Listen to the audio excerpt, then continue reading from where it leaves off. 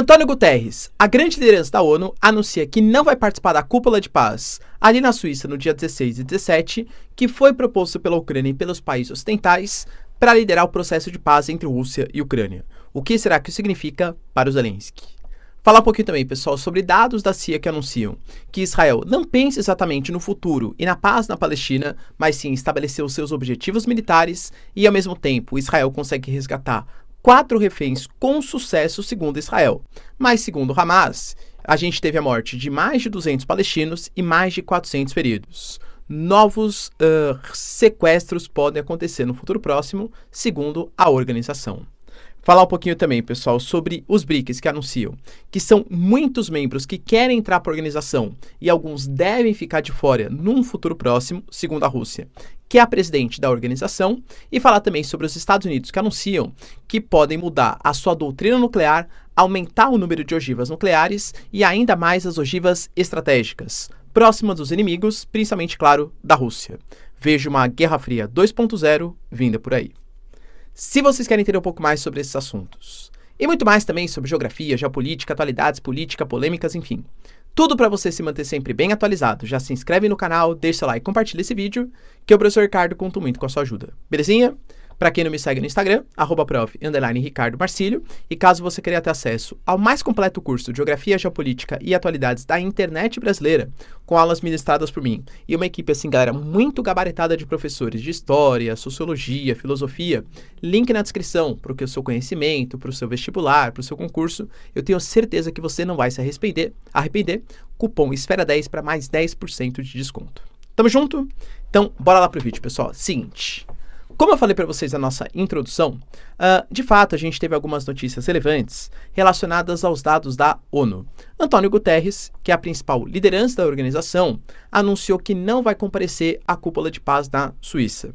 Essa cúpula de paz, ela foi liderada pelos Estados Unidos, principalmente pelos democratas, e também, claro, pelo Zelensky. Ela vai tentar mediar, vai tentar discutir uma proposta de paz para a Ucrânia e para a Rússia. A Suíça fala que foram mais de 100 países convidados, só que um dos países que não foi convidado foi justamente a Rússia. A Suíça fala que a Rússia não foi convidada porque não aceitaria, e a Rússia fala que efetivamente não aceitaria porque é uma cúpula feita na Suíça, que a Rússia não considera mais como um país neutro, porque adotou as sanções contra a própria Rússia, porque o programa que vai ser discutido é a fórmula de paz do Zelensky e não passa de uma propaganda democrata, segundo Putin, claro, tá?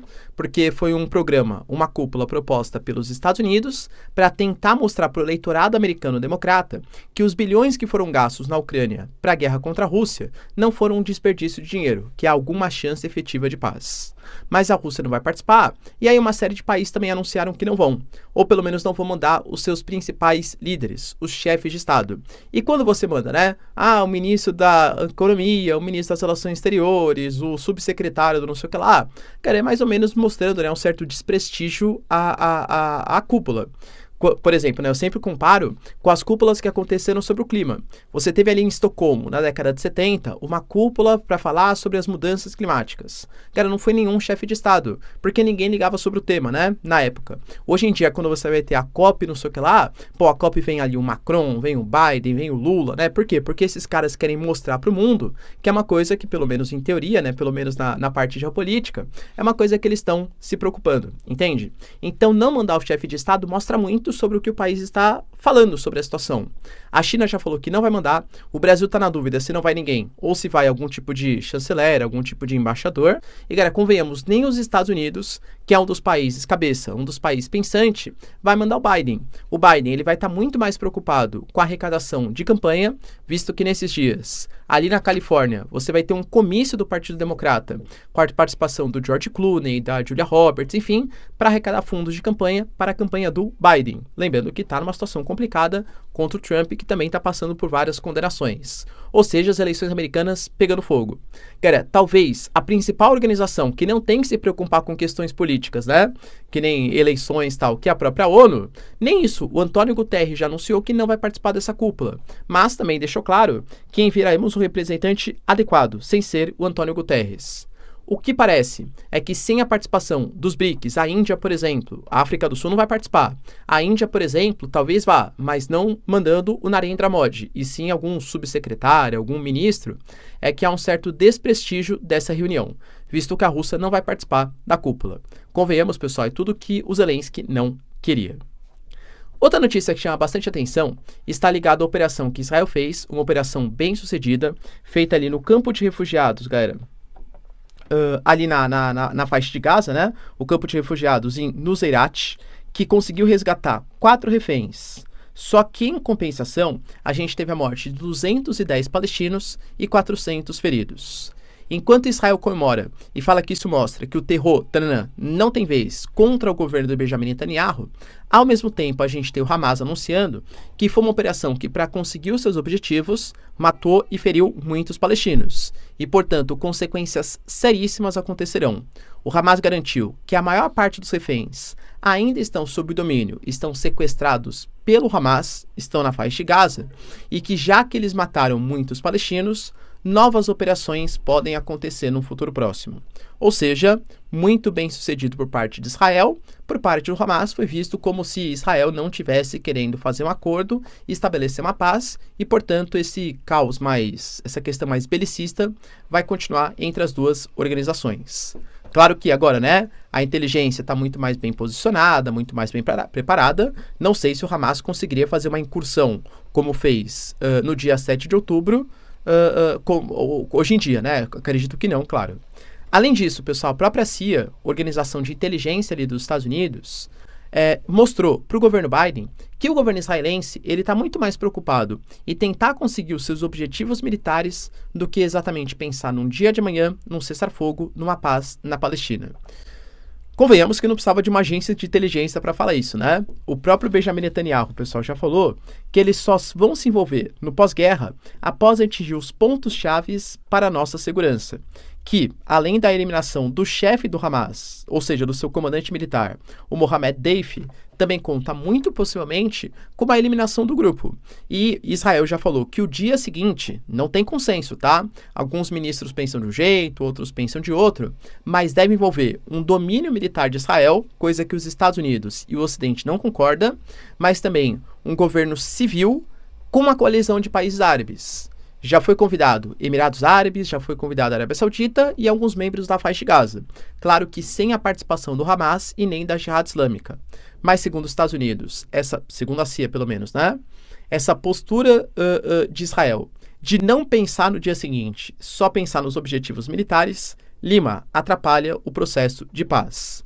Lembrando que Israel fala que nesse momento, formar o Estado palestino atrapalharia as pretensões de existência do Estado de Israel, já que o Hamas está muito forte, ou que pensamentos que não aceitam a existência do Estado de Israel estão muito fortes, né?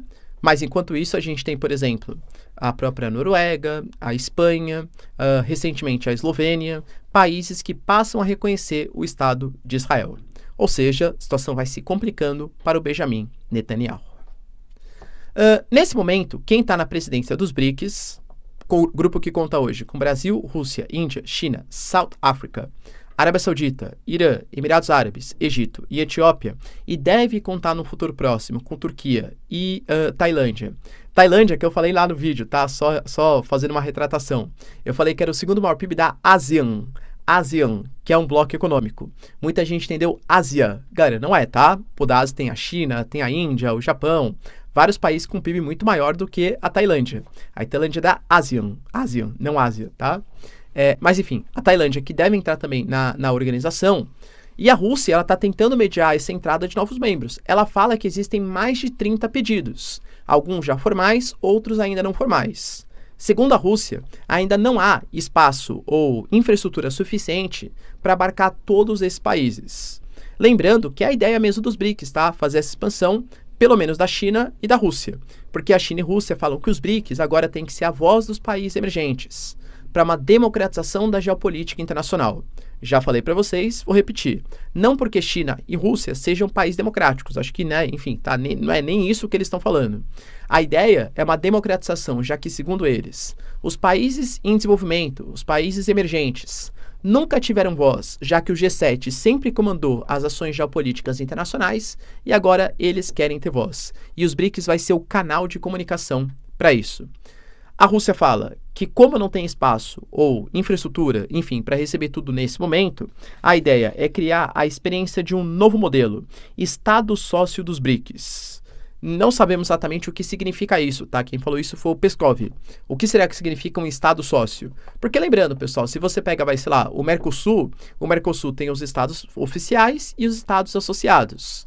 Os estados oficiais têm todos os benefícios. Livre circulação, tarifa externa comum, já os membros associados, só alguns benefícios. Os BRICS não chega a ser um bloco econômico, né, de fato. É um bloco político que discute ali questões da economia, tenta promover ali experiência, desenvolvimento, tal, né? Mas o que seria um Estado sócio? Qual seria o benefício que fazer parte dos BRICS tem que o Estado sócio não vai ter? Acesso ao NDB, ao Banco dos BRICS? Não sabemos, tá? Faltou a Rússia explicar isso, mas enfim, há um plano de expansão dos BRICS com a entrada de vários novos membros, pelo menos segundo a Rússia. E para finalizar, pessoal, a gente teve palavras muito importantes, tanto do Biden, que falou, galera, que a Rússia precisa ser contida, porque ele não vai parar na Ucrânia.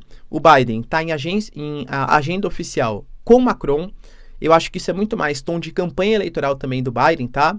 Lembrando, pessoal, que ele está buscando apoio no continente europeu e ele quer mostrar para a Europa que o Trump é um cara muito isolacionista, é um cara que já fez críticas à OTAN, falando que os Estados Unidos gastam demais, que países que não se comprometerem em gastar pelo menos, pessoal, 2 ou até 3% do PIB em defesa, podem virar uma OTAN secundária, ou seja, compartilhar tecnologias, experiências, mas não ter acesso àquela questão do artigo 5º da Constituição da OTAN, que garante que um país atacado pode ter a defesa de outros membros. Resumidamente, né, o que o Trump falou, olha, sei lá, se um país que gasta 1% só do PIB em defesa quiser ter a defesa porque foi atacado pelos russos ou qualquer país, eu, Estados Unidos, não vou ajudar. Sabe por quê? Porque eu, Estados Unidos, se precisar de ajuda, tenho certeza que esse país também não ajudará.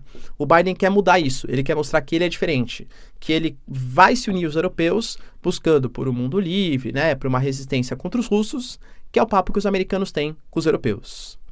Mas além disso, teve um papo, galera, do Pranay Vadi, que é o cara responsável, galera, um dos assessores ali do Biden, colocando que ele pode aumentar no futuro próximo um arsenal nuclear dos Estados Unidos, anunciando, pessoal, que os americanos podem ter uma abordagem mais competitiva em relação aos seus arsenais nucleares.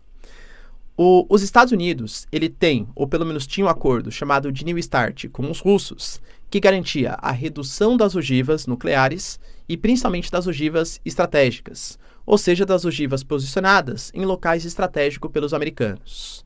Só que a Rússia, ela saiu desse acordo no START, isso num passado recente, tá?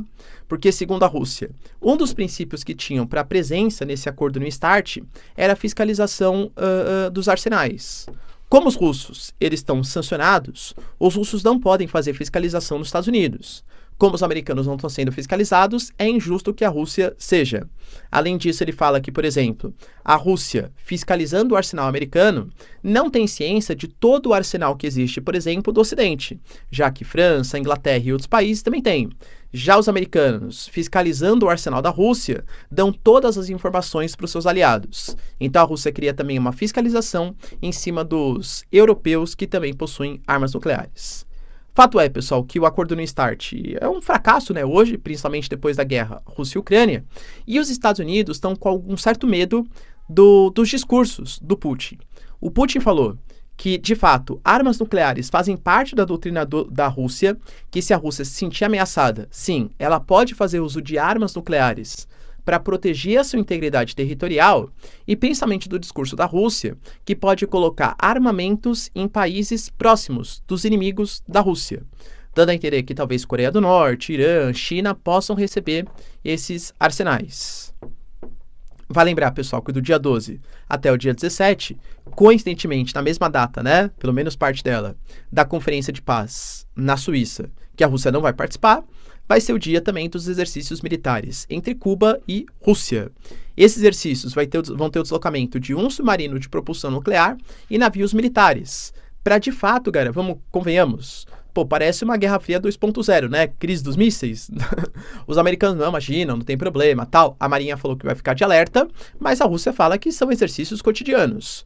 Galera, convenhamos, no quintal dos Estados Unidos, depois dos americanos, o Ocidente, autorizarem o uso de armas ocidentais no território russo por parte da Ucrânia, para mim não me parece muita coincidência, né? Convenhamos, tá? E nisso, pessoal, os Estados Unidos colocou o Pranavad que já estão tomando medidas prudentes como a modernização do arsenal dos Estados Unidos e que a doutrina nuclear dos americanos é de impedir ataque de adversários contra os Estados Unidos ou aliados. Percebam que cada país tem a sua doutrina nuclear, ou seja, quando que poderia usar o seu arsenal. Os Estados Unidos fala que é impedir ataques contra os Estados Unidos ou aliados. A questão é que vocês concordam que é muito abstrato? O que seria impedir ataques? Por exemplo, o Biden falou que a Rússia não vai parar na Ucrânia. Isso quer dizer que vai parar aonde? Na Letônia, Lituânia, Estônia, Polônia, Bulgária, Romênia? Não sabemos, tá? E se ele considerar que a Rússia vai atacar esses países e usar arma nuclear para impedir um ataque? Faz parte da doutrina nuclear. Óbvio, pessoal, que eu estou indo ao extremo, não acho que o Biden faria isso, tá? Os Estados Unidos como Estado. Mas a doutrina nuclear americana ela é muito abstrata. Fato é que mais arsenais nucleares, mais ogivas e mais posicionamentos estratégicos serão feitos no futuro próximo, segundo o próprio Estados Unidos. Vale lembrar, pessoal, que ele mesmo falou que nesse momento há um compartilhamento de experiências e tecnologias militares por parte dos inimigos, colocando, por exemplo, que mísseis norte-coreanos estão sendo utilizados pela Rússia, drones iranianos, os drones kamikazes, também estão sendo utilizados por Moscou e que a China sustenta a indústria bélica russa. Isso está muito na narrativa, né? Porque os americanos falam que, na verdade, a China está vendendo insumos para os russos e não está boicotando a economia russa. E só isso já seria uma ajuda da Rússia para a Rússia lutar contra a Ucrânia. A China fala que não, a única coisa que ela fez foi continuar vendendo produtos como ela sempre vendeu e mantendo relações econômicas contra um país que não vai adotar sanções, tá? Ou seja, percebam, né? Nova crise dos mísseis, americanos falando em aumentar ogivas nucleares, posicionamentos mais estratégicos. A Guerra Fria, pessoal, de fato acabou? Eu sempre falo, tá? Na minha concepção, não. Ela acabou no sentido de socialismo contra capitalismo. Porque você não tem, né? Mesmo China, Rússia e tal. A China, né? Um socialismo de mercado, mas enfim, tá? A Rússia não é mais um país socialista. E mesmo a China querendo aumentar a sua área de influência, não é para espalhar o socialismo ou o seu modelo político. É sim o imperialismo econômico. Mais que nítido que a Guerra Fria continua em voga. Beleza, pessoal? Deu para entender os principais acontecimentos? Se vocês curtiram o vídeo, então, já deixa o like, se inscreve no canal. Tamo junto, beijos, abraços e tchau, tchau.